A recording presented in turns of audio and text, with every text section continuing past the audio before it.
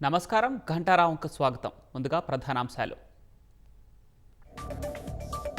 మహిళల్ని కించపరిస్తే కట్టడి చేయకుండా మద్దతేంటి? ప్రసన్న కుమార్కు జగన్ పరామర్శపై సీఎం ఆగ్రహం.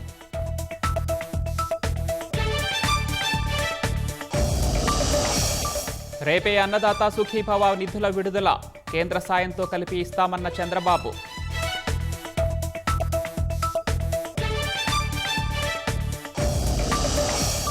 ఉపరాష్ట్రపతి ఎన్నికకు షెడ్యూల్ విడుదల, సెప్టెంబర్ 9న పోలింగ్, అదే రోజు ఫలితాలు.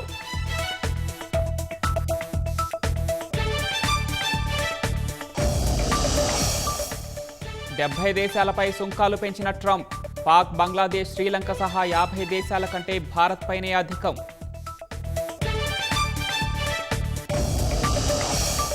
బీహార్ ముసాయిదా ఓటరు జాబితా విడుదల, వచ్చే నెల 1 వరకు సవరణలకు గడువు, అర్హుల పేర్లు చేర్చాలన్న ఈసీ.